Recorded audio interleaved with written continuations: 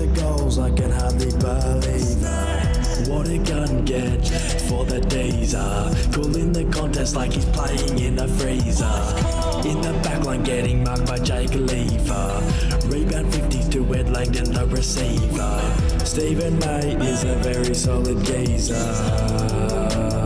Here come the days. Last time the days were 4 and zip. We finished 7th. But that doesn't really matter because we didn't have Kozzy or Bailey Fridge. We're playing good footy and at the G, I am really grateful. It's a weird feeling to know your team has probably peaked in April. Kozzy Pickett is a real crowd pleaser. Kicks the goals I can hardly believe. What a gun get for the days. Calling the contest like he's playing in a freezer. In the backline getting marked by Jake Lever. Rebound 50s to Ed Langdon the receiver. Stephen May is a very solid geezer. Here come the days. Whoa. Huge. Caden McDonald, a shout out to the great man who came up with that incredible track. I think he's actually adding to it. That was 4 years ago. And at the time we were 4-0 early in the 2021 season. And we know how that panned out. Welcome to the official, unofficial podcast of the Melbourne Demons, the DeeBrief. I'm your host, Adrian Horton, or also known as Goody, and also known as Proudsy. We'll get stuck into that one in a moment because Nuggets continues to change my nickname in the thread. But the boys from the thread are here. Tom Marcazzani, Matt Adams. Marca, I would normally go to you first, but Yeah. Dadsy's here. Move on. Yeah, weird feeling, fellas. I've got a 16-day-old boy at home, so good to be out, sleeping and feeding well. So I love how you're in the game of counting days at the moment. yeah, well, it feels like he's been around for about a year, to be honest. It's been a long couple of weeks, but loving it, loving the change, and obviously being off work helps too. That's Good to hear, mate. That's Marca, awesome. how are you? Yeah, going well. Yeah, out of the system. Chugging along. King's birthday? Not really. Not really? really. We can take the cans off if you want. Yeah, awesome. Yeah, cans Yeah. off. Yeah, see cans. Yeah, no, it was more like it's more just the whole season I see holistically has been like done in terms of finals for me. Yeah, that's the main reason why it's still like, oh, it's so annoying. I wish they're still playing for finals. Yeah. But it makes it really, really difficult now. So hard now. Like you have to make it perfect from here on, and we still have to play Collingwood again in the last round. Hawthorn we have to play in the second last round. You know, just Bulldogs. Yeah, we're fucked. Yeah. We're not playing finals. But we've got to. No. I think the most frustrating thing there is that there's probably 4 games that we should have won, and like when I say should have, like at least if we can just win 2 of them, like one of them being Collingwood, one of them being GWS, another one being the Saints, and I think possibly Essendon. To a lesser extent. If we just win 2 of them though, Essendon. like I would say Hawthorn more than the Essendon game, but it was just like so unfortunate that just before that game we lost Petty and Melksham. If we had those 2, that would have been a different story in my opinion. Yeah, it would have. Yeah, anyway. I think I want to go into that in a bit more detail later. We'll do the DMs. There's a good post around, is this a wasted year? I don't believe in wasted years. No, I don't think it's that. I think there's so many positives to take out of it, especially just with the young brigade coming. it's way better than last year when we're in the same position. 100%. Like we have to be one of the best 14th place teams going around at the moment. We just can't kick goals. No, and that's the thing that I want to pretty important. go through. Yeah. Yeah, it is pretty important. We saw that on King's birthday. Collingwood took their chances. We didn't. 1 point loss in the end. Our producer, Nick, is very giddy, throwing a bit of shade. You've got to be careful tonight, Nick. But no, it's all fun and games, but it's kind of not at the same time. Yeah, it's so much better. I can't believe you just said that. Let's talk about Kozzy, and we could sit here and wax lyrical about him for almost an hour. We'll talk about him for as long as we want because today is a momentous occasion for the football club. I don't think we can understate how important the signature of Kozzy is long term.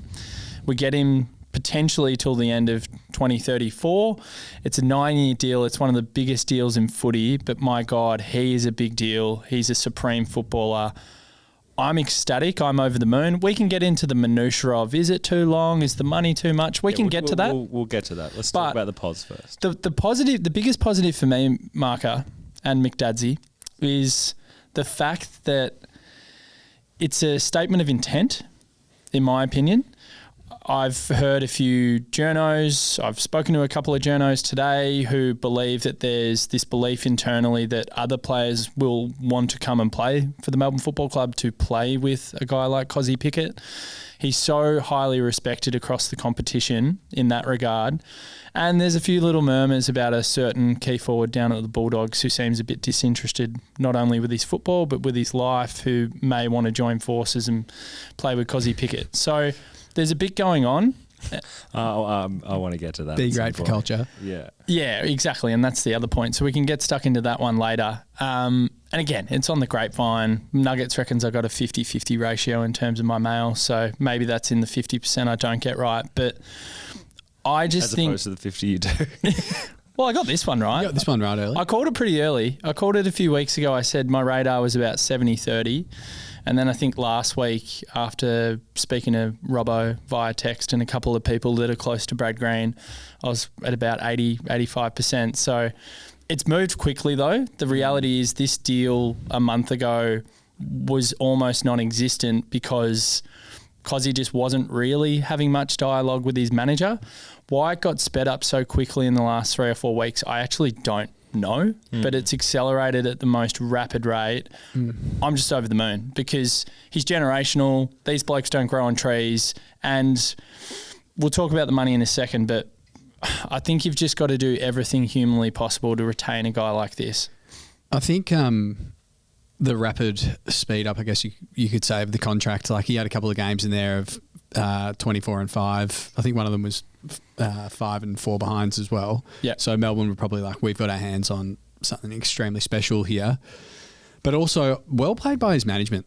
Like, honestly, like pulled the homesick card. So then Freo and probably West Coast come and they're throwing out offers, which then really put us on the back foot in a way. And we were like, all right, let's just give him the biggest contract ever. So well played by whoever manages him. But obviously very, very happy to have him. I think if you look at our list, he's the one player on our list that I would want to keep. Yeah. Obviously we've got people like Max Gawn and Track and so on, but their age compared to his and Kozzy still has so much upside. Like imagine Kozzy when he's 26, 27. Yeah, I remember before he signed his previous contract, there was this narrative or, there was murmurs that he was going to go. And I was ecstatic that he even signed that.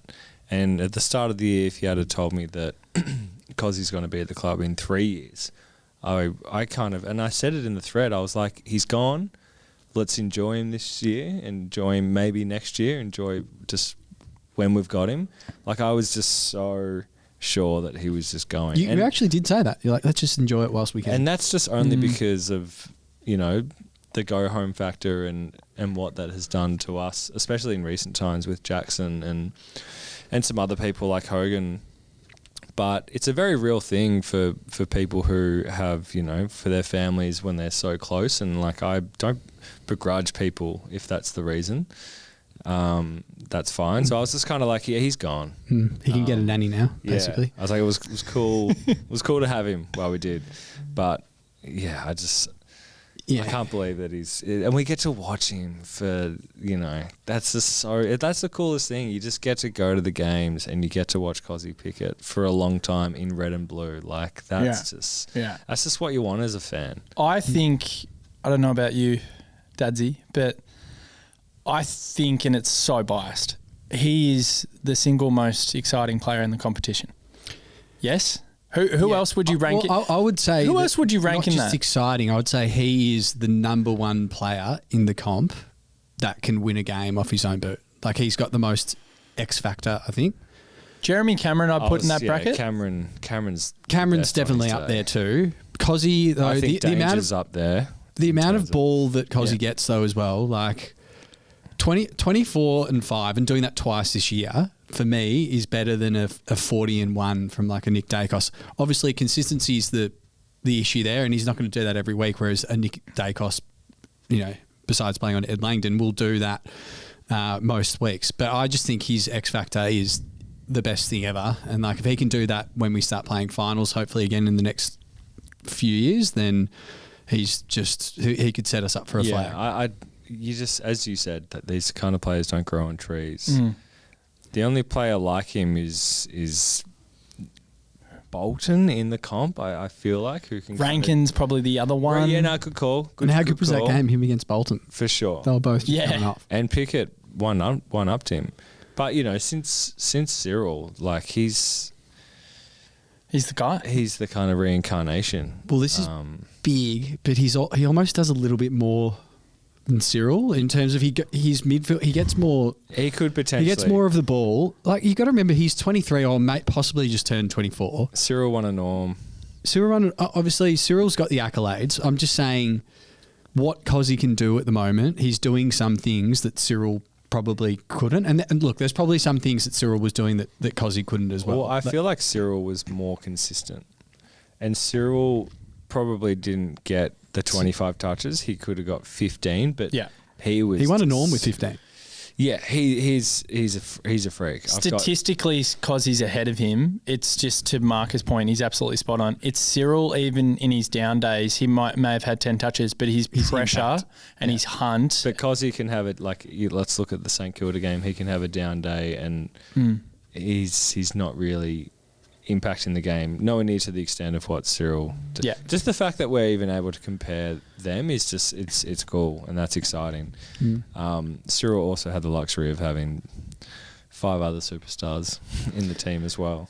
But that sort of goes to my next point here is I think our young group at the moment is really good, and which is something that Kozzy made mention of as to why he signed. Would have looked into it,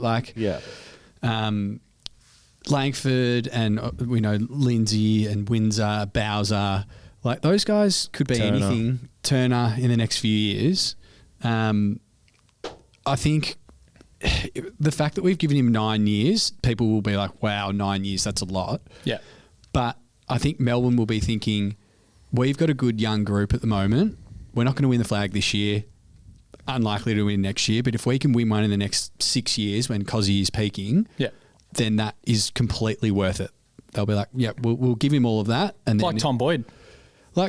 And I mean, the Swans tried to do it with Buddy Franklin as well, and they made a couple of grand finals, but he didn't win them, which is, unfortunately, you'd have to probably put a cross next to that in a way, which is ridiculous because he kicked about 500 goals. What he did for football up there, I can't. I think give that a. It's more just he did. But I think as a team, I kind of agree with it. As a team, and you don't like Buddy though, so. But why did they get Buddy? They got him to win a flag. They didn't get him to kick 1,000 goals.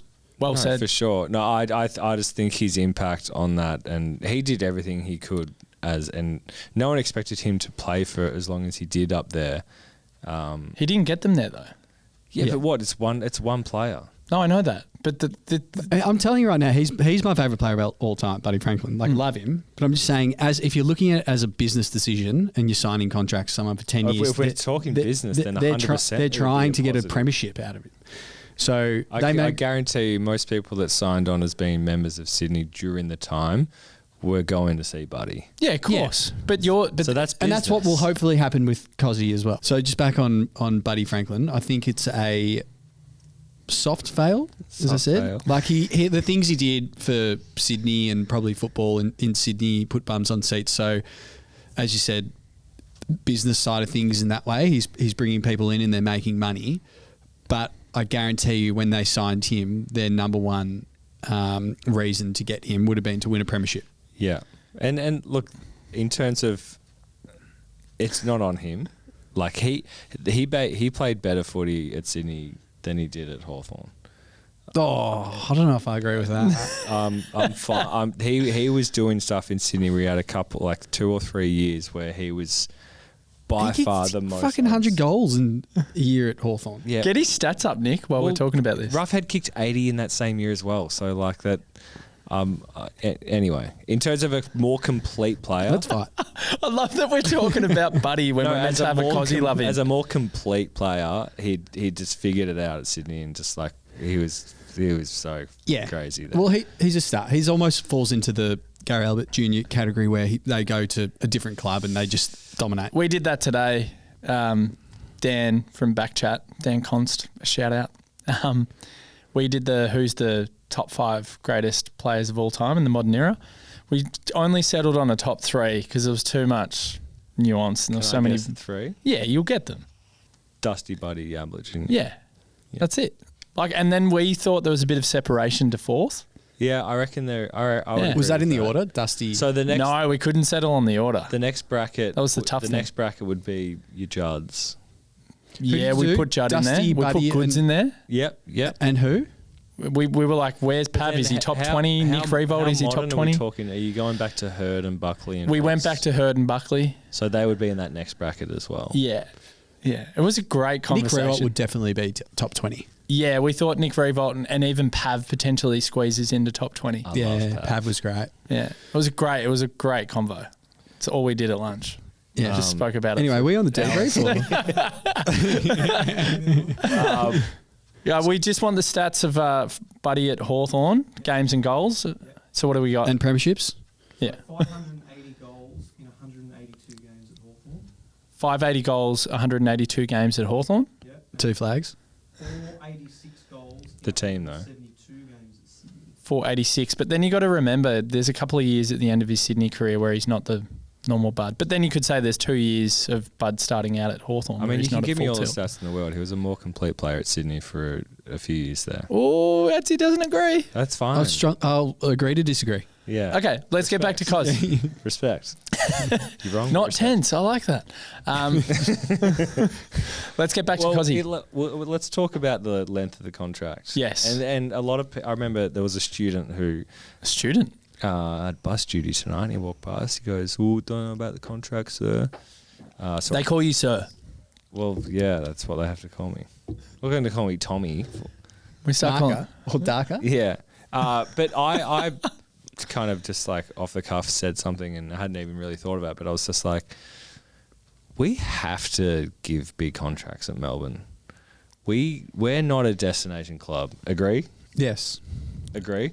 We're not do not say we're a destination club. Naughtsie. We're I not. mean, just Agree? let me speak. So we can't be a destination club because of one simple reason. Our we don't have a base, Exactly. We're not a destination club. and we Why can't not? provide We never have farms been. and cotton on. Do you know what? I think the thing that I nearly got convinced we were when we had Melksham Hibbert come in, May Lever. I those reckon it was types. when we were, But we're not. 2020, 2021, A 2022. We no. were just because we were good players probably wanted, maybe thought that we would win another flag. We thought we were. Now it's completely shot. No, we never were. To me, Do you reckon? to me, a destination club is a club that is historically a place where you want to play. Geelong. For me, it's Collingwood. Matt Rouse going there. Richmond. It's Richmond. It's Essendon. So the big four. Essendon's basically. a destination club. Carlton. Well, you would have to say Essendon. Are you Hear me just talking about like training bases, I'm basically? talking about the Listen to fans. I'm Yeah, talking playing in about front of big crowds and clubs. stuff. Yeah. Okay. Like Essendon, in 5 years, they'll get straight back into that. As in, like it's one of the biggest clubs. It is. And still rock up. They're a sleeping giant. Carlton's another one. Hmm. Right. Yeah. See, there's a reason why Saints and North are like throwing these massive contracts, and people Got it. are still going, no, I don't want to play for you because you have the brand that it's attached to you is not. And we kind of fall in that category as So well. we have to give out But these at deals. least So we play have on the to G. not only give out those deals, but we have to draft these players. You think of all our best players, besides Lever and May, that we've brought in, which is awesome, which got us a flag. Everyone else has been drafted in. built ground up. Well, that's how we have to get our best talent. It's true. So that's you how. think about other people that we've brought into the club who are stars. I'm thinking. So we can't. It's Jack just Billings? so we have to get lucky at the draft, which we've been awesome. So there's no Yeah, luck Jace. about it. That's been awesome. But if people are going to critique this, and they will every time he doesn't play well. Yeah, of course. But the fact of the matter is we're just that type of club whereby we have to pay overs. We have to give overs. I'm still happy about it. I'm not like, but I'm saying I'm trying to give reason as to why it's so long and so expensive. I absolutely agree with that, and I have not thought about that once. That is such a good point, because the examples that resonated with me then were St Kilda, De Koning. They've got no other choice but to just throw him the most ridiculous pay packet to give themselves a chance. Carlton, who's like, not to, obviously at the moment they're not playing as well as I'd hope, but like imagine playing in front of a G with Carlton, like the fans going off, like it would training at what's it called, Princess Park as well. Yeah, it's good training. Is it Akon? Don't know what it is. Icon. Icon. What is it? Isn't that Mr. Lonely? I'm Mr. Lonely. I don't know. I'm in love with it. On the contract, so one thing that I think is really funny is some of the supporters, there's two things to this. And it's some of the supporters saying, oh, he'll rest on his laurels now. Like, he'll get lazy. He's got the money. He'll get lazy. If there's one thing that I've never associated with Kozzy Pickett, it's laziness. Is he sometimes a little bit less focused or not energized in certain games and he doesn't have a big impact? Absolutely. But even when he's dominating, it looks like he's... I don't know. He needs to work on his consistency. But the thing about Kozzy that I've noticed, and I hope you agree with this, so he's a real quiet fella off the field, but when he's on the field, there's a bit of ego, there's a bit of swagger, and there's a bit of I'm the main character. Yeah. Well, he's in I'm the peace main signs, man. kicking goals. Yeah. So I think the argument that this guy's just going to rest on his laurels is absolute hogwash. If anything, I think this will motivate him to go, you know what? You come play with me, you build a team around me, and I'll win you a fucking flag. He's got the right amount of ego and arrogance, and he will not be a lazy footballer. In terms of like, let's look ahead now. In terms of like, where we see ourselves when there's no Max and there's no May and whatever. See, I'm not good with things like contracts and numbers and salary cap and all that. I have no idea. I don't pay any attention to it. Can you elaborate as to what that looks like for us?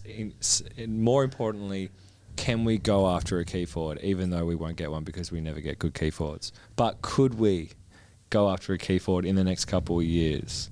The contracts... Or do we have to just try and let JVR and Jeffo? No, I think the Viney sitch is interesting because we've given him some good coin to kind of round off his Melbourne career. Clary is still unclear. Clary's a big contract. There's a part of me that wouldn't be shocked if a Clayton Oliver potentially wasn't playing for us next year just to accommodate for this type of thing.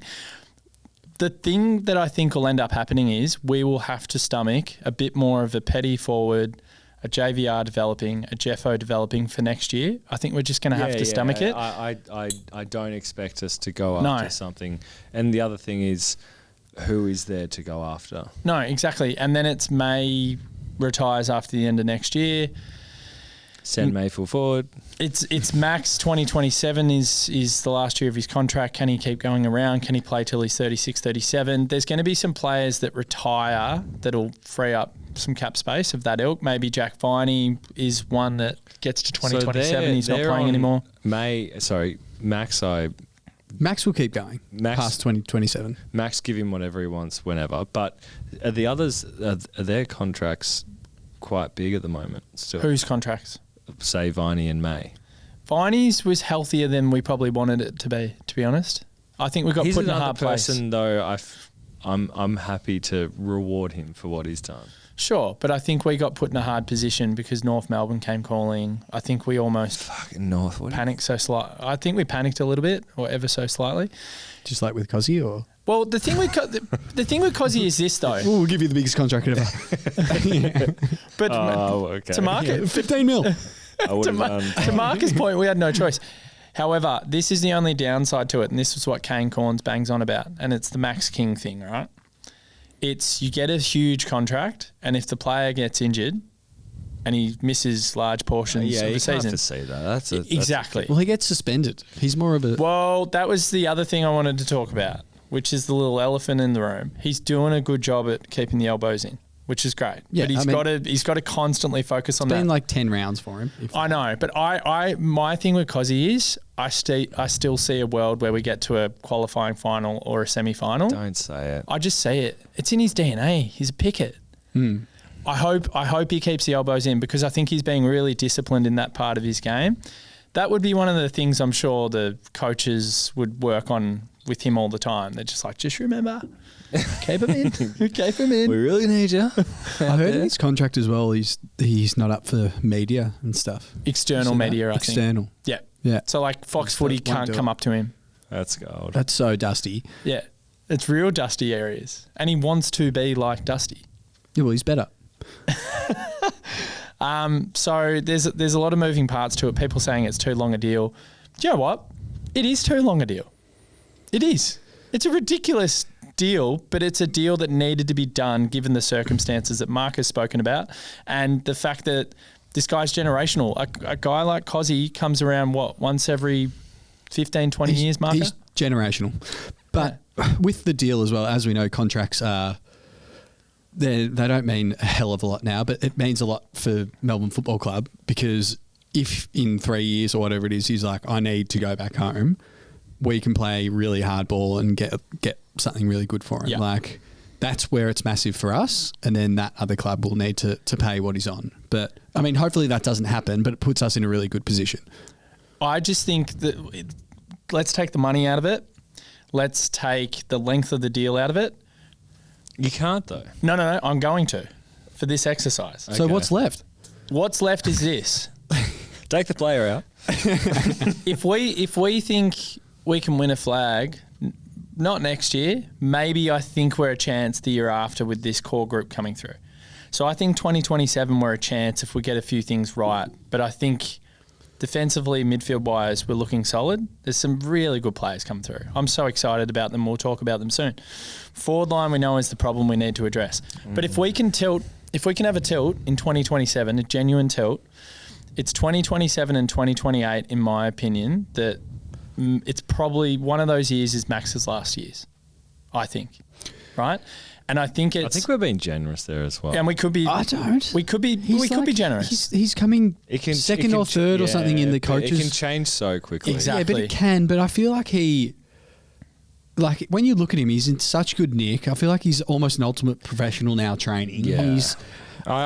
He'll go past 2027. Yeah, but I think it might. Let's just say He may not be the best ruck in the league, but he'll still be better than whoever else. Who do we have? Yeah, but to my point, this is the next 4 years of footy from Kozzy, right? Is when he should theoretically be peaking. He could definitely peak in his late 20s, in his early 30s as well. He could still play some unbelievable footy. But I think it's this next 4 year block that Melbourne are eyeing off with Max still around, hopefully contributing, playing really good footy, where you go, all right, we've locked him in for at least these next 4 years to have a proper go at it. I cannot see us contending properly next year. I can definitely see us contending in 2027 onwards. And I think it's if we can hold on enough with Max in the same way that I guess Geelong did in a way with Joel Selwood as an inspirational skipper who we loathe. That's what I'm happy about, and that's when you just strip away the contract and the years and you go, the next 4 years, I think Melbourne are building towards, let's try and win one at the G while Max is still playing. Yeah, and flag is just like, it's a Tom Boyd effect. Like, if you get one, who cares but it's what also, you spent?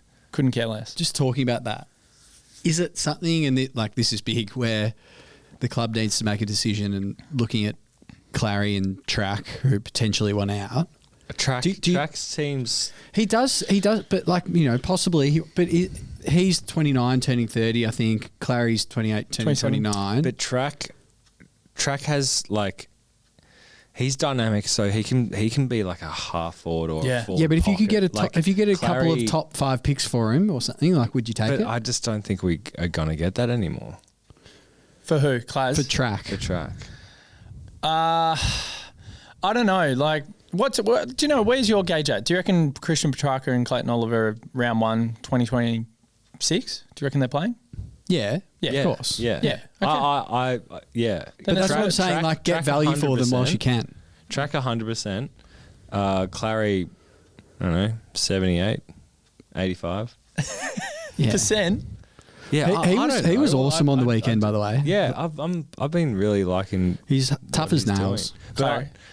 But you don't really hear from Clary as much, so you don't really get really a gauge off it. But after Track's 200th, was it? You were just kind of like, oh, Loves Club. There's one last thing with the money. The only thing with the money where it can become slightly irrelevant, in Well, the my cap's opinion, going up. is that cap goes up. The new TV deal comes in whenever 3, 4, 5 years. Suddenly, whatever Kozzy's on each year isn't as big as it once was. Yeah. Like being now, this Yeah. period of time. So that's the other thing. That's the other world that no one's considered. There'll be guys getting deals that are considerably bigger than Kozzy Pickett in 3 or 4 years. Yeah. And the other one where it was like, oh, now we can't get Reed. We were never going to get Reed. We were never going to get Reed. Look, Zorks, hello. Don't you love how we haven't prefaced that he's in the studio just watching? He's just slipped in. He just walks in. He does what he wants. In the neighbourhood, figured I'd drop in for the Cos Love in. So I'm like, oh, that's a nice T-shirt. Would you look at that? Who's that on your T-shirt? Future Demon Norm Smith medalist. Fantastic. How good. Now, are you going to read your poem or what's going on? Yeah, here? prepared a little something for the crew today. I got the Yeah. last minute call up. Thanks for having me again as No, well. not at all. Been a part of it. Do we call you Sharpie, right? Yeah, super sub Bart Simpson. He's I'd say prepared a little. Did you call him Bart Simpson? I got that from this pod. That was, and I got that from Don Moore. Shout out to Maury. He called him a real life Bart Simpson, which is so spot on. Yeah, cowabunga, I say. Eat my shorts. eat my footy shorts. Yeah, so last minute decided, I'll do something, bit of fun, just to let Cos know we love him. So shall I begin? Yeah, go for it. Let's crack on with it. Down the camera, mate. All right, barrel it. Which one's mine? Yeah, this one, mate. Yeah, down there. Yeah. I kind of need a beer from one of the lines, but that's all right. Do you want to hold mine for a bit? Yeah, is that all right? One Yeah, at a go sip. for it. All right. Kozzy, where do we begin? Perhaps at your freakish goals or that cheeky little grin. Kozzy, you came here from the west to a team in 17th with very little zest. Kozzy, we love your dare and dash.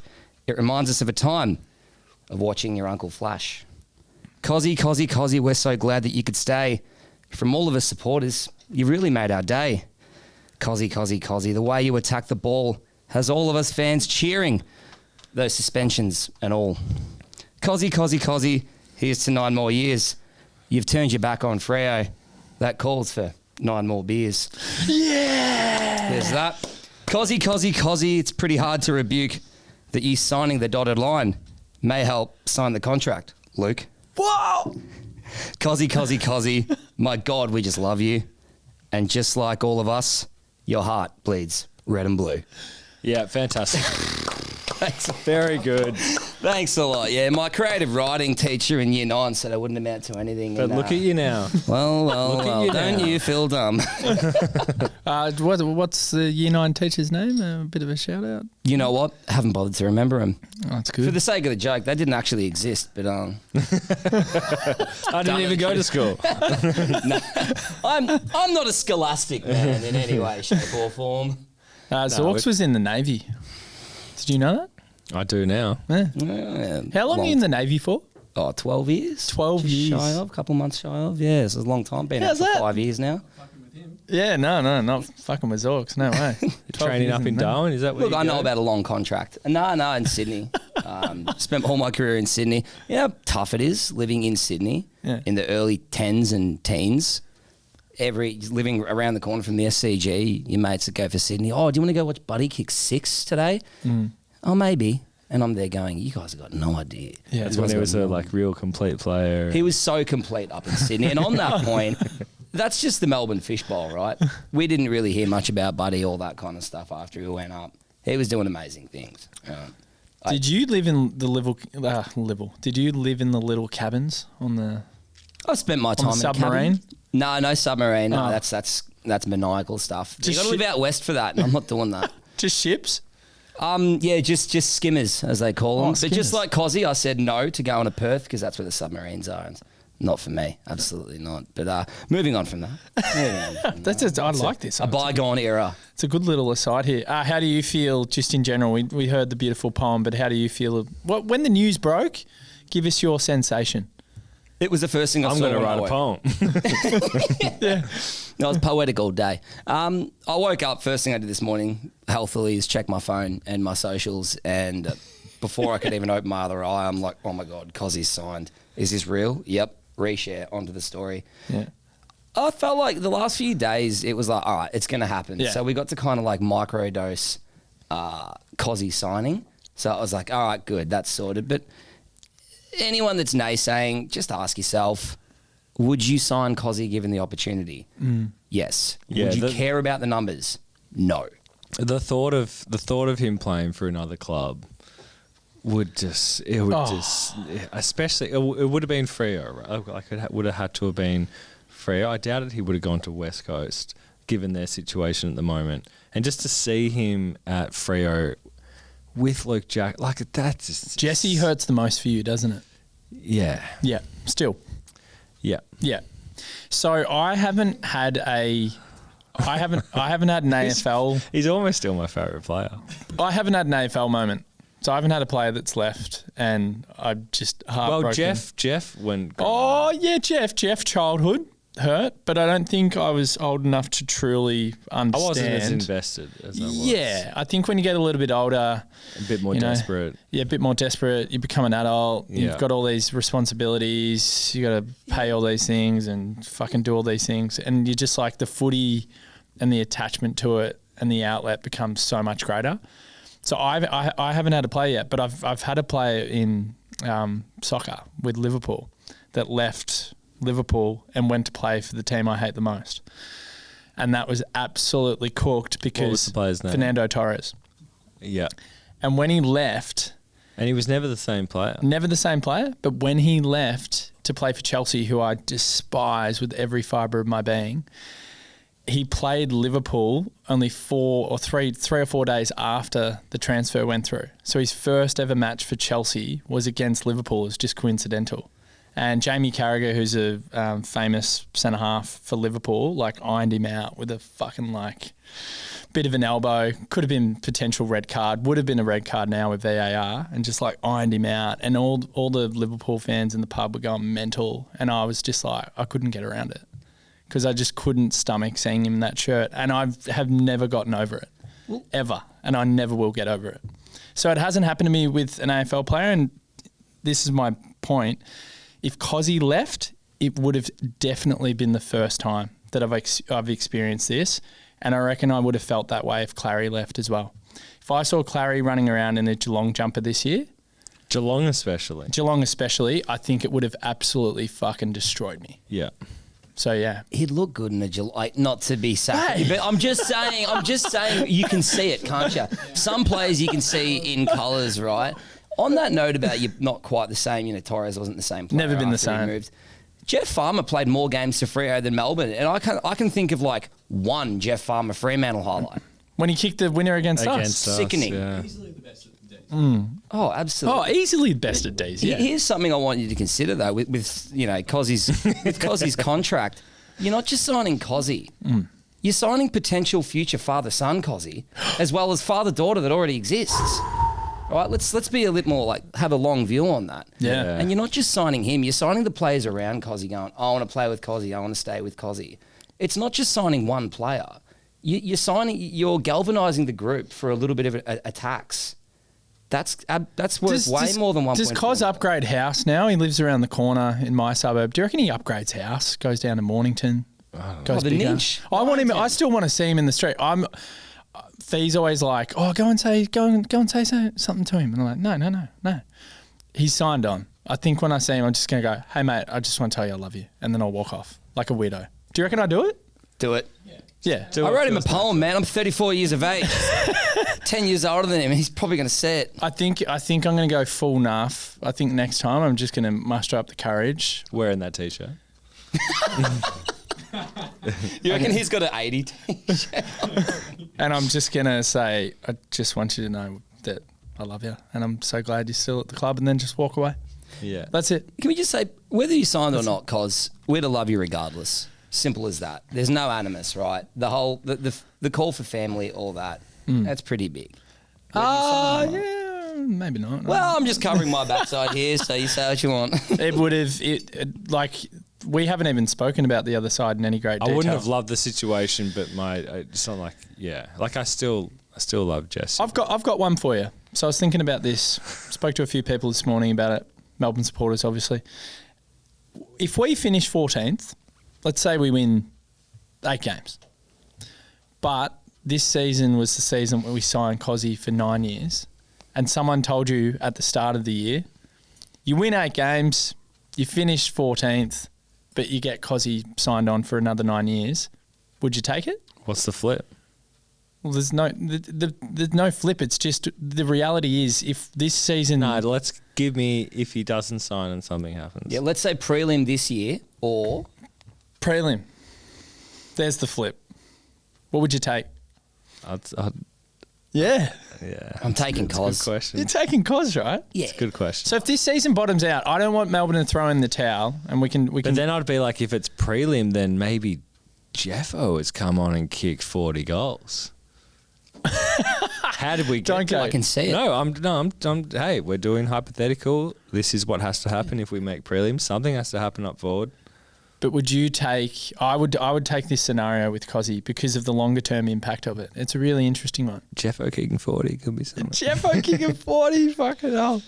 I don't know. We should get to some DMs. I reckon. Yeah. What do you reckon? Should we throw them in? Get amongst it. What are you going to do? Are you subbed We can out? swap back out. That's it. I don't mind. Don't mind. Adz, Do you want to come sit down? Adzy subbed out. There's room for 3. Room for one. Dadzy subbed out. I'll come on after the DM. After dinner. You don't want to hear them? No, It's weird being on the other side of the DMs. It's cool. We can. Zorks' take. Yeah, sure. Oh, no. They're all pretty serious and pretty. Like we've gone from Kozzy Lovin to now we're going to dissect Collingwood because we have to. This isn't a preview podcast. If you come here for a preview, go and listen to The Age or The Herald Sun, which is a terrible listen. But if you want predictions and matchups and previews, go over there. You don't get a preview here. The only preview we've ever done is Collingwood last week. Yeah. Do you agree? Yeah, well... We don't do previews. Up until that point, it was... Well, with Brisbane, it was like, well, we're going to lose, so who cares? Exactly. And then Saints, it's kind of like, oh, we're on a bit of a run here. Who cares about Saints? But We don't do you previews. touch on a couple of players, but... We're not preview guys. I haven't seen a lot of Port footy this year. I don't even think I could speak about Port with any great detail or... I reckon I've seen probably 2 games of them this year. Yeah, I know nothing about Port. We'll get stuck in just a second. But yeah, we have to relive what happened, unfortunately, on King's birthday. It was a crushing defeat, a soul-destroying defeat, really, to lose by a point after losing so many games to them before this one. It was like, when are we going to fucking break this drought? When are we going to stop the rot? And the rot continues. So we're going to relive it and go back through it, and I'm sure our producer Nick is going to absolutely lap this up and enjoy this for what it is. And look, there's no creative DMs. They're all pretty sad and glum, and that's okay. So we're going to start with Xavier, and his email that he wrote in with was not Gawn's fault at late.in.game. So let's have a listen to him. Oh, it's not coming through, Nick. That's all right. No, it's all right. We'll get him through in just a tick. If only you were as clutch as your pies. No, I'm just kidding. He's a good guy, Nick. Sorry, I had to say it. It's all right. We can just pick it back up. Whilst it's doing that, I wouldn't mind. I wouldn't mind losing to Collingwood if they weren't good. It's like, what are they going to do? But the fact is, like, there's every chance they win another flag. I know. I hate that. They beat us and a flag.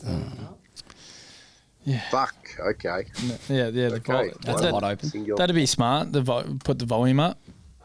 That'd be real smart. Was that for you, me. was it? Yeah. You're in your boomer era. So you work in this space, yeah? No, do you know what that is? That's execution late in game. That's me showing that my So execution. the setup is Careful. there. All the hard work has been done. It's ready, but we just can't finish. Yeah, couldn't finish. Careful, Maisie's at the door. There's a thing. there. He's about to let you know. We're going to have to speak about that as well. And Do we? Yeah, but like some people want to speak about it. I won't. You don't have to speak about it then. That's fine. You can sub in. That was real fucking smart from me. Anyway, we've got the volume back on. We're going to listen to Xavier and what he's got to say. Here we go. Fuck, okay. Okay, one singular point. Probably the last outcome I expected. I said to a couple of mates, we'll either win by 1 point or we'll lose by 100. And it looked like we were going to win by a point for a lot of the Someone doing second half of that burnouts? game. Just thinking. Sound like Fuck an it, FJ hurts. We're hold. made of the right stuff. Kozzy back to a bit of form, which was nice. Kozzy. I thought Gorm was actually really good. I know that a lot of the onus is going to go to him and his effort in that last sort of 30 seconds, but It's irrelevant. to be frank, we were never going to go coast to coast in that 39 seconds or whatever Thank was you. left. Spot on. The game was done.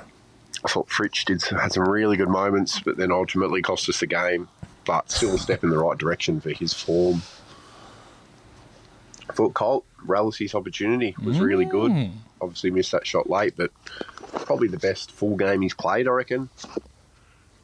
I thought Disco Turner just reigned supreme yet again. I thought our backline really started to click. We're made of the right stuff, and there's a lot of footy yet to be played. I know we're seriously on the back foot, but Oh, yeah. I think a lot of teams around the competition will have realised today that we're here for the count and we're here for the fight. It hurts, but we move. Go Dees. I like it. I really like it. There's some really good sentiment in there. I want to speak about Colton Disco. We were waxing lyrical about Disco in our post-match with Kados. It's fantastic. But Colt, What was the first thing I said to you when he lined up for that first shot? You don't remember, do you? He's so sexy. what'd you say? I said he's the kind of player that wants it. Like he wants one of it. the few players that wants to have the shot. The responsibility. Yeah. And Yeah. with the second shot, it was just it didn't have the legs late in the game. The celebration. Like it was on target, but it was just The celebration from Colt it was pure. for the goal as It was well. pure. He really got into it. He did a couple of good. You know, he had good moments. It was a great game from him, considering how early on in his career. From Colt, do you want to say a little bit about Colt, and then we'll go to the next one, so you not can really pick it up. Too much. I think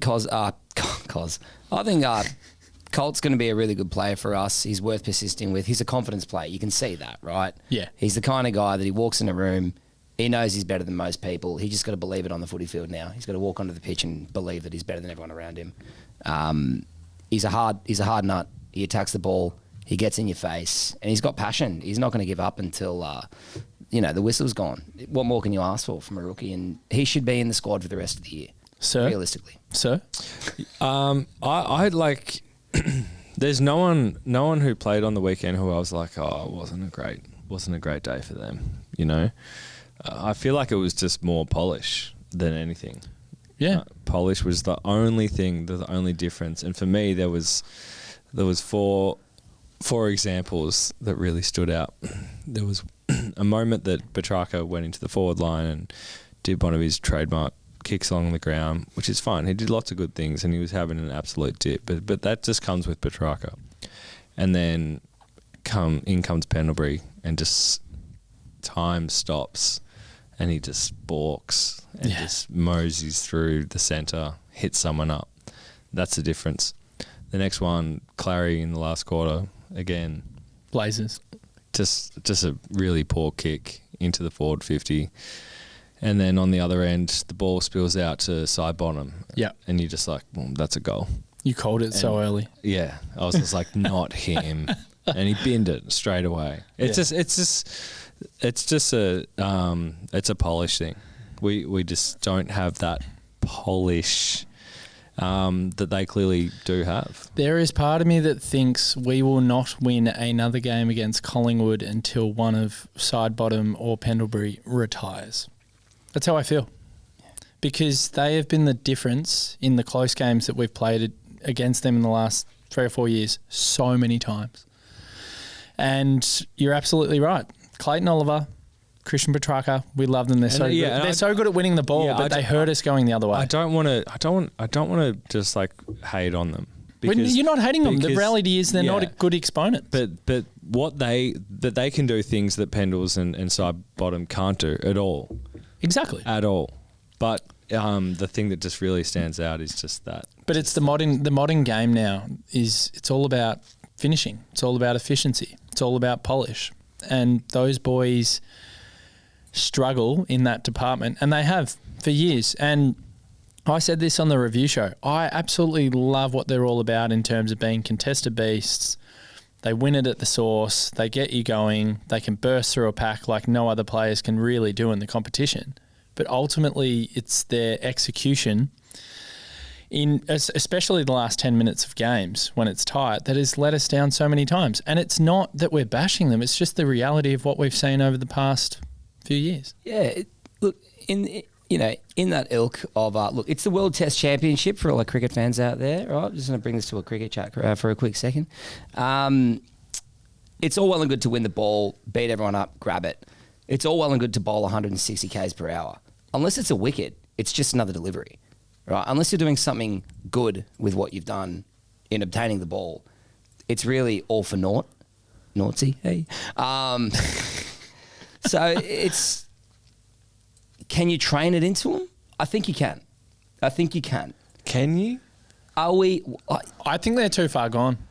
I don't know if you can. I think it's done. Like, we've been having this same conversation for so many years. I said this on Monday. Again, it's something that I accept. I'm not.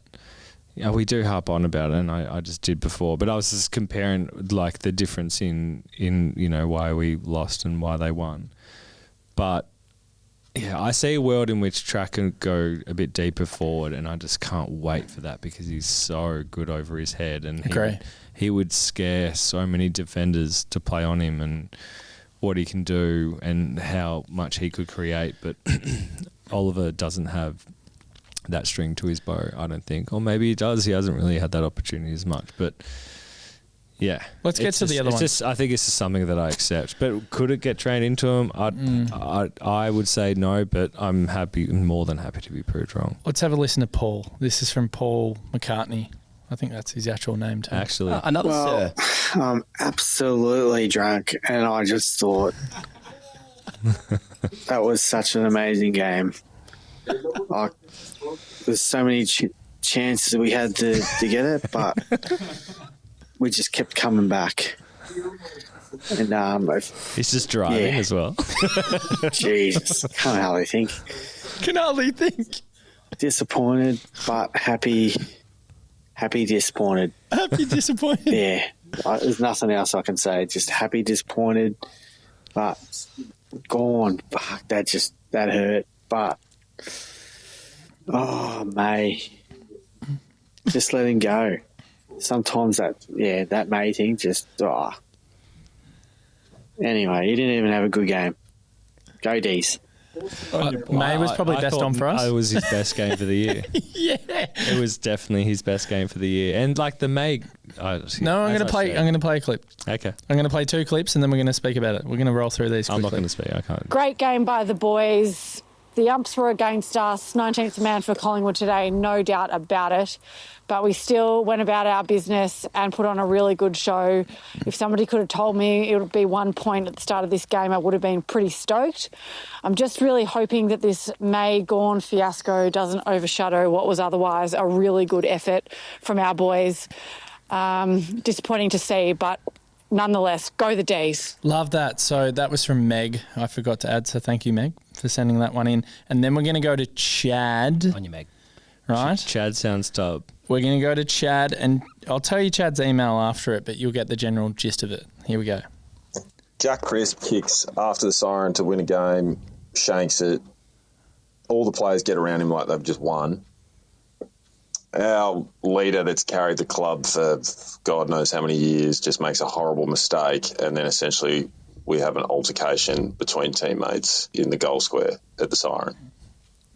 Like, May's history with Melksham, all of that, like it just, the evidence stacks up against him, and it's just like, man, you're a senior player, get a grip. You're like a little boy. he needs to just go and let his little big boy emotions out in the room after. I don't know, get him a punching bag or a stress ball or a fucking half flat footy. Who gives a shit? But just teach the guy not to be so immature on the field. So, couple of things here. First point, Jack Crisp having a shot after the siren to win a game of footy versus Max Gawn in his back half, 40 seconds on the clock, has to go coast to coast to win a game. It's tense, it's tight. They are not comparable, in my opinion, at all. The game was done. They're not, they're not comparable. So I just want to say, like, this is just my opinion, Chad. They're not comparable because I guarantee if Max Gawn was having a shot after the siren and he missed, Stephen May would have walked up to him and touched him on the head the same way the Collingwood players did with Jack Crisp. I just don't think they're comparable at all. Second thing, I think it's a bit of a non-event. I said it was a storm in a teacup on Monday. I actually weirdly like the fact that these blokes who play this high-pressure game are having a disagreement on the footy field because for me, it shows passion, it shows care. We're 5 and 8 for fuck's sake. That's not good enough. The 0-5, some people want to ignore it and go, oh, don't worry about the 0-5. Like our form in the last 8 weeks has been great. That costs us the season. Exactly. I agree with that. We're going to have a chat about wasted season, the phrase soon, because someone sent one in about that, and I think it was Chris off the top of my head. So I think it's a bit of a non-event. I actually applaud the passion. There's only one part of me that says, you know what? Maybe next time something like that happens, just do it behind closed doors. It's only because it then shines the spotlight on Melbourne again, and we know what the media are like. They love to come for us, the vultures. So if I was Goody, I'd go, Max, Maisie, I love that you care so fucking much. If that happens next time, just bite your tongue, boys, both of you, and just do it behind closed doors. Let's talk about it behind closed doors. It's only because some people out there care about the reaction, the hysteria. Some people buy into it. Now, Marca, you're probably like me. You probably don't give a shit. No, I don't really give a shit either because these blokes play this game for a living. They're on big coin. They are paid to win games of footy. We're members. We demand so much of them. We probably demand too much of them, to be honest. There's so much emotional investment and energy that we put into these entities and these sides that we can't even control. We can't control what happens out in the field. So I don't really care that much. I think it's kind of good in a weird way, but some people do care. And that's all I would say if I was Simon Goodwin. I'd just go, boys, next time, take it into the sheds. Yeah, I just think there's two personalities here. One has a lower EQ than the other. Sure. And this game was played on a Monday, so it was before every news outlet and show that happens in the footy world. So it was the very last thing that happened of the weekend. We won't talk about it again after right now. Like I just don't see it really coming up again. And yeah, I in a perfect world, sit down and go, hey, what I thought with that kick, it hurt my feelings or whatever. But I just feel like it's just that's May, and I'm sure I think Good even said they were laughing about it after. So it's just like whatever. I don't think it's much. Zorks? I'm going to zag for a second here. I don't mind that Maxi gave Maisie the little push on the chest. Same. When someone goes at your leader, yep. If you're not a strong leader and you just kind of, shirk that a little bit, it gives the other people, the younger guys, the idea that, maybe I can do that in a couple of years to my captain, to Maxi. Maxi turned around and said, softly enough, no, mate, I'm not having that. Go away, get off. I'm not standing for that. I really appreciated that. He said, I'm still the captain. Get out of my face. I'll not be spoken to like that in front of my supporters, in front of my team, in front of the nation. I like that he stood up for himself in a very soft, quick push away. All right, mate, because he understands what Maisie's like. That was very much a eye roll. Okay, mate, move on. But it's footy. Go to any game of footy. We've all played. Go to any local, high end, whatever it might be. there's always disputes on the field. So many. Yeah, Always. it just happened to be the very end of the game after a 1 point loss in what was in front of, a big crowd. Exactly. Well said, both of you. I think you absolutely nailed it. We'll just go through a few more and then we can chuck Adzy back into the fray and we can maybe speak about this game of footy that's happening on the weekend because, of course, we don't do previews here, but we will speak about Port a little bit. But the next one is from Dev. Hey guys, Dev here. First time, long time. Adrian and the crew, hope you guys are going okay after that loss. I just had to go for a big walk, touch some grass, get some perspective, relax. We've been through a lot of trauma via this team over the last 3 or 4 years. I've got a lot of dark memories, as I'm sure you all do, from Collingwood games. But let's not get too sad. It was a great game. There was a lot of fumbles at the end. But, it was awesome. And we played really well. And I think that's what we should be taking out of it, not all of the horrors that happened in that last quarter. But, yeah, really happy with how we performed, but obviously devastated. And hope you guys are okay. I love the welfare check-in from Dev. That was very sweet of Dev. Thanks, Dev. Short for devastated. Not well, though. Thank you. Because I'm sure, Zorks, you could see me at a Melbourne apartment collection, a sponsor, a shout out. I was not well. I was gutted. I was shattered. Absolutely gutted. Our season was on the line. It feels like the season might ebb away. We'll talk about that at the very end with Adzy. It's done, mate. But we're going to have a listen to Nathan and Chris just to wrap these. So let's go to Nath. God, hurry up. G'day, gang. Long time listener, first time caller.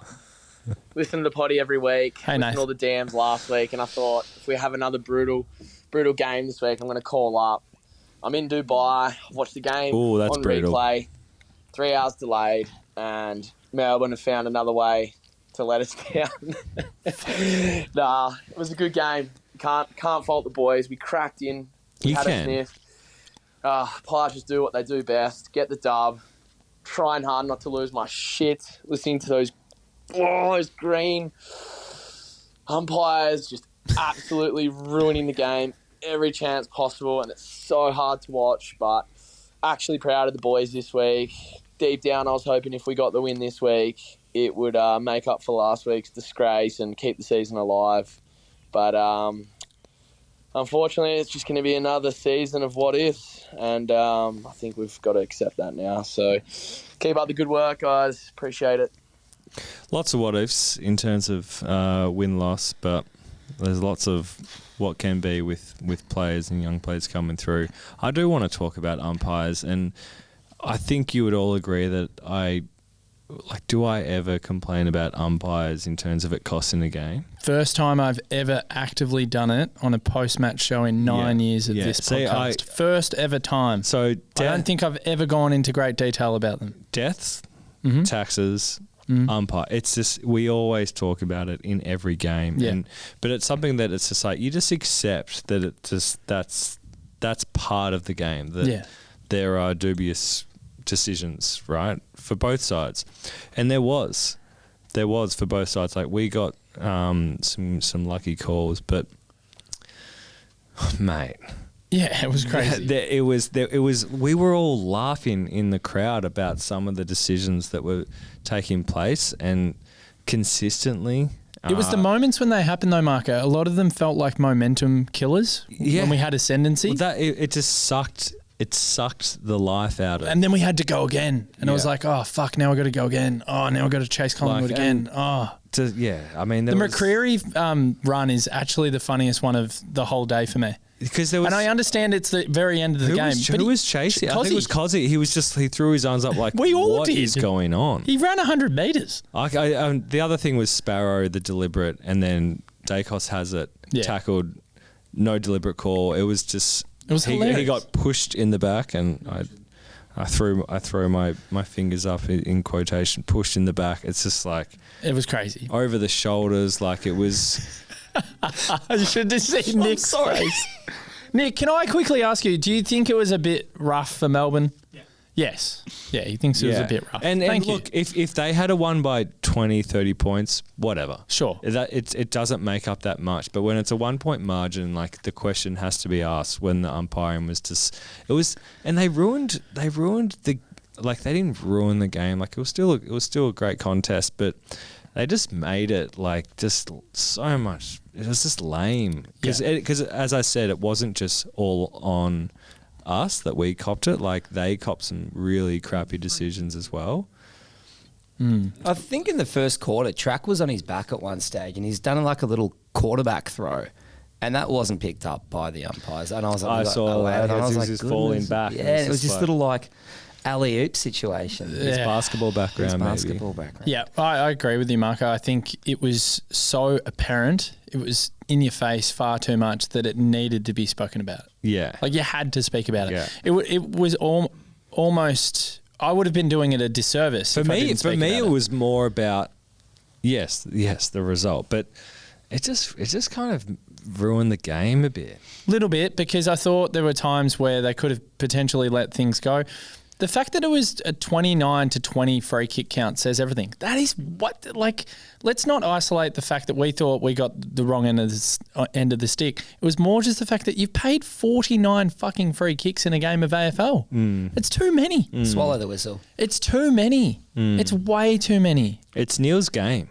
It's way too many. Put the whistle away. Let him play. Let him play. Let's. We're gonna sub you out, Sharp. Copy that. And we're going to bring McDadzy in for this last DM because what he loves doing... You came on, you kicked a goal, you did your job. No, what he loves doing is he loves thinking ahead. We love like talking into the future. He's very good at that. But I want to say, I think you've come onto the field, you've had 15 touches, you've kicked a couple of snags. Oh, he's getting a game next week. You've swung the game for our beloved side. That's how good you performed tonight. And I think a lot of people will be writing about you in the Herald Sun tomorrow. Could be sitting with Benny and Penny as well. Yeah. Shouts. Massive shout out Penny too. Amazing addition to the pod. Yeah. I haven't said anything. Loving it. Absolutely loving Penny. Well Like, bring her back. Like, no offense to anyone, a much needed breath of fresh air. Yeah, no, and great energy. Like I'm cynical. I'm dark, and she's not. You're darker. Yeah. I'm proud, see now. Yeah. Because apparently I shouldn't have been proud of the performance. That's what Nugget said. So when was that? Was that actually Monday night when he started calling me Proudsy? You know what Nugget said? Fucking arsehole. Get back in. We've spoken. Sharpie, guys. Bart Simpson. Full credit to the boys. Cheers. Till next week. Excellent. Yeah, the poem. Oh, the poem. How good was the poem? Well done, boys. Yep. Now, who's coming on? Who are you? So Sharpie's off. Who comes on? McDadzy. Which player are you? Who are we subbing on? Sorry, I've just been wetting the baby's head with Nick. Yeah, it's good. Yeah, it was great. Wetting the baby's head. Yeah. What's that? It's when you get tanked after you have a baby. Oh, okay. It's awesome. Are you coming to the pub with me later? Yeah. Are you?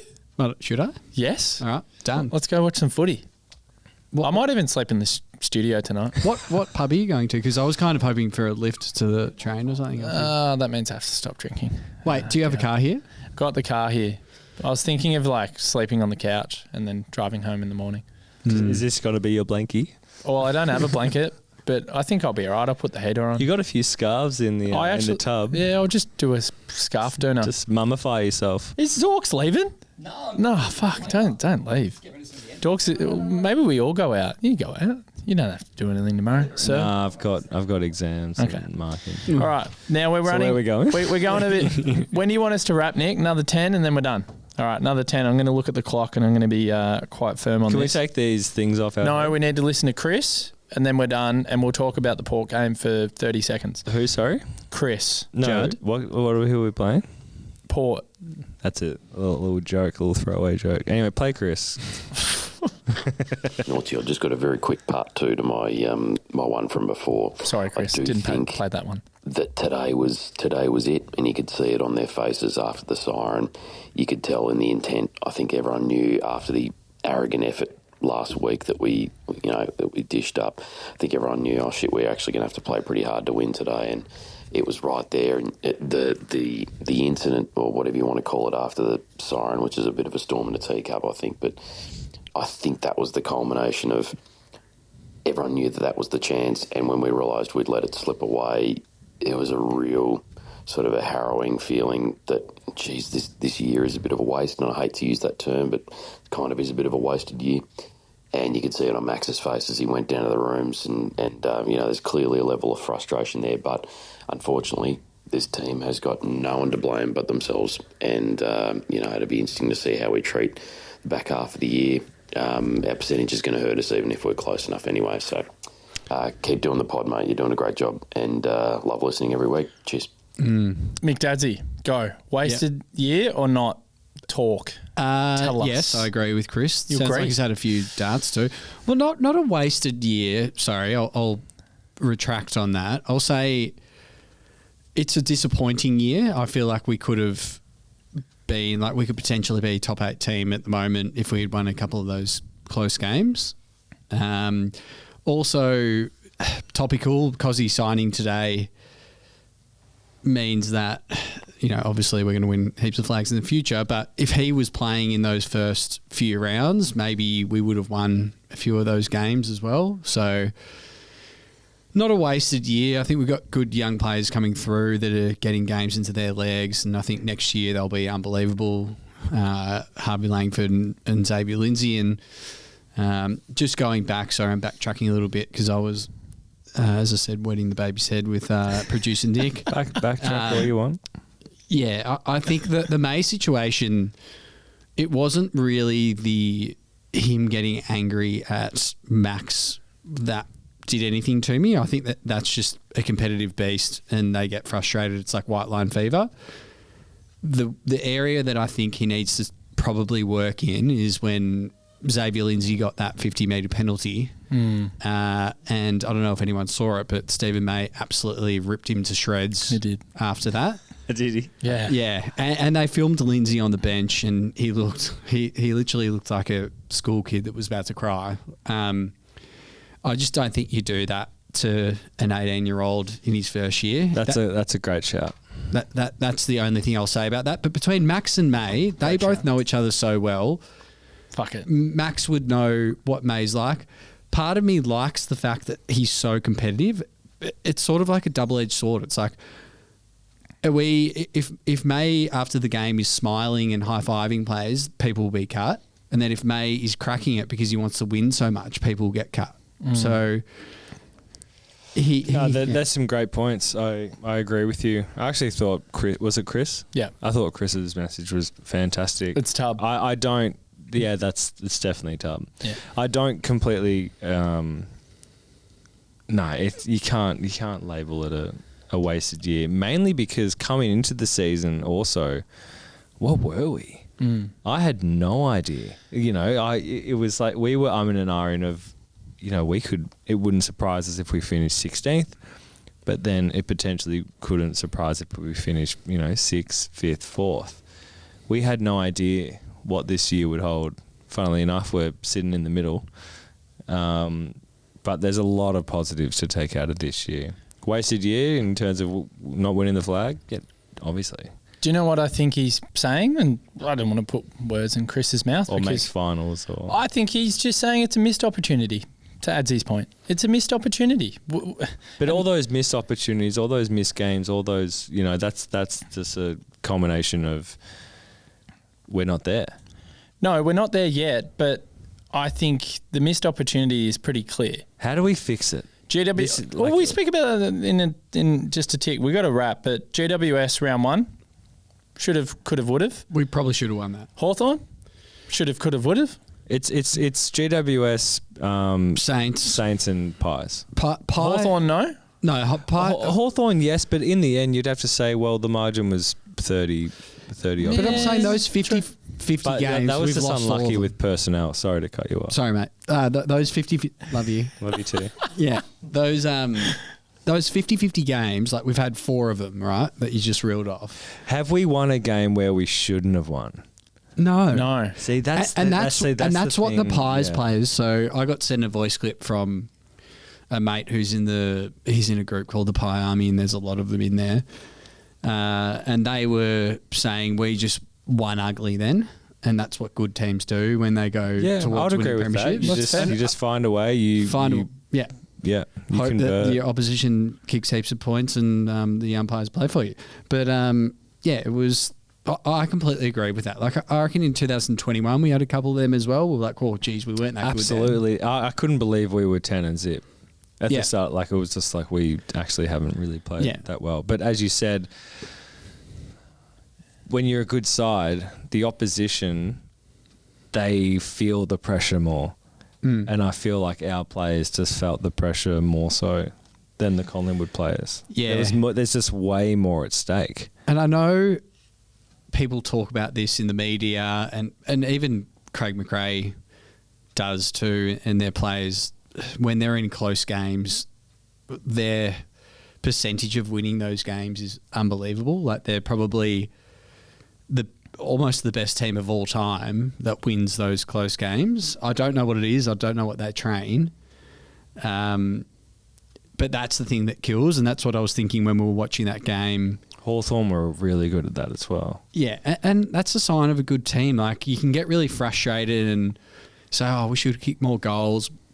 You know, we should have delivered it better inside 50. But the facts is that Collingwood actually didn't even play that well to their level. But in saying that, though, that's because we put on a mountain of pressure and we played well. Yeah, but when it counted, they kicked goals. Yeah, it's a polish. It's finish. Yeah, it's finish. Yeah. I agree. There's two parts to it. Melbourne took away their strengths incredibly well. Centre clearance, contested possessions. Well coached. We haven't spoken about Goody. Well coached. He well coached. He out-coached Fly, 100%. Big time. Yeah, Big time. And Howes was actually really good.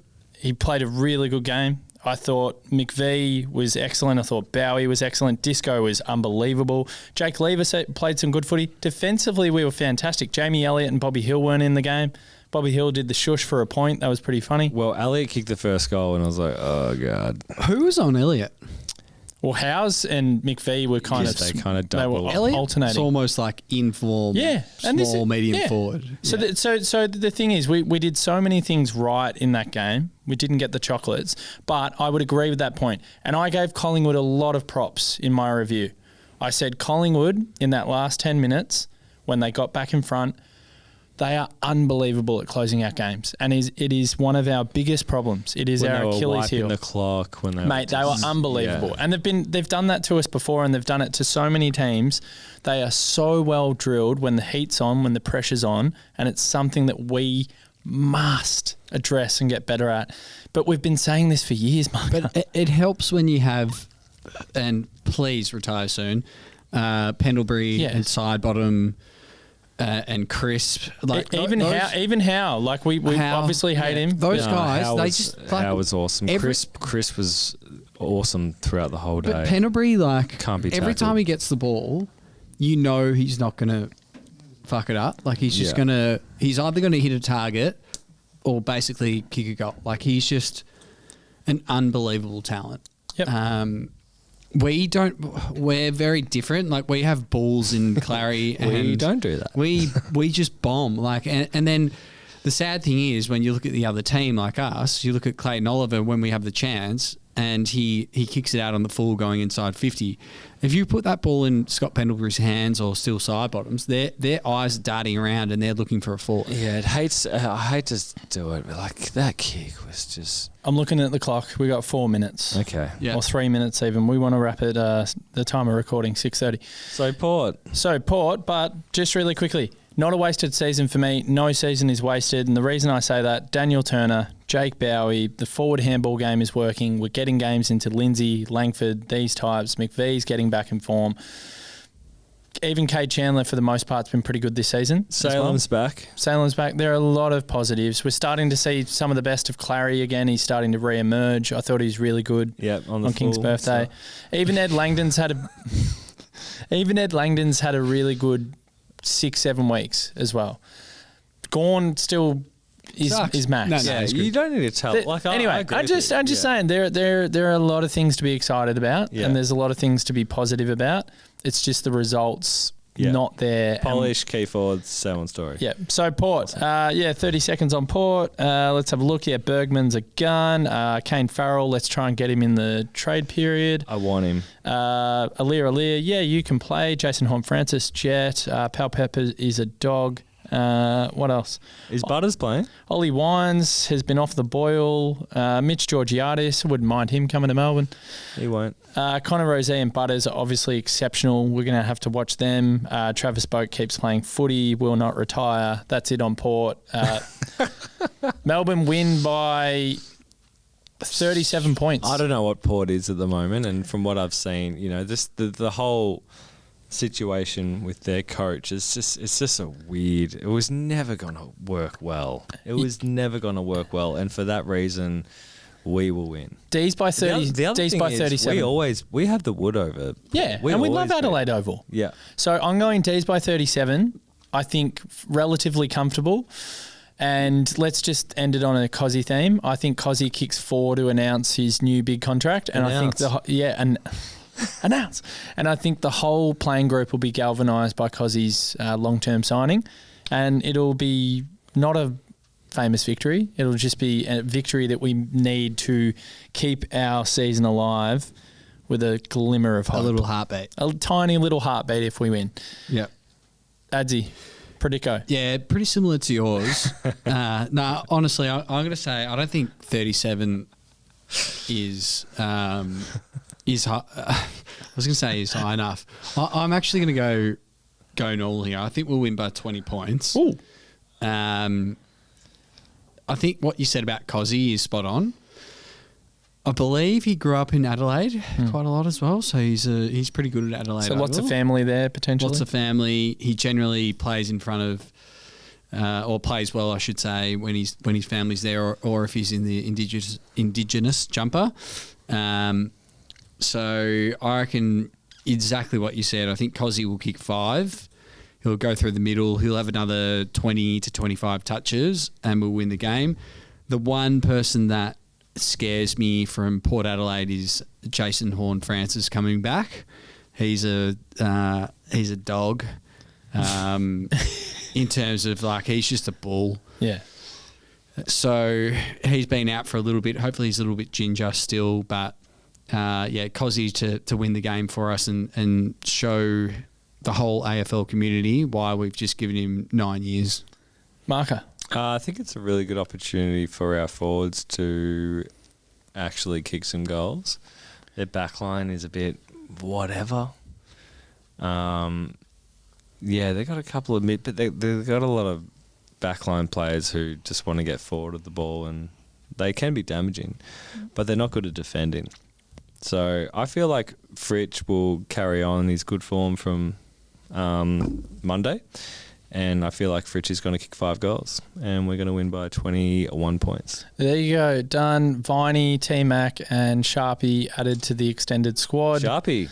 Okay, can I change my prediction? We're going to lose by 3 points.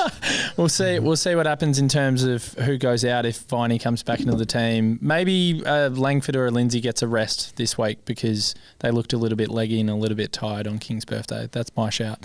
Anyway, that's it, boys. Love you. Love Koz. Love club. And it's certainly not flags this year. It's probably not flags next year, but with Kozzy in the ranks, it could be flags in the future. Flags in the future. Flags. Flag.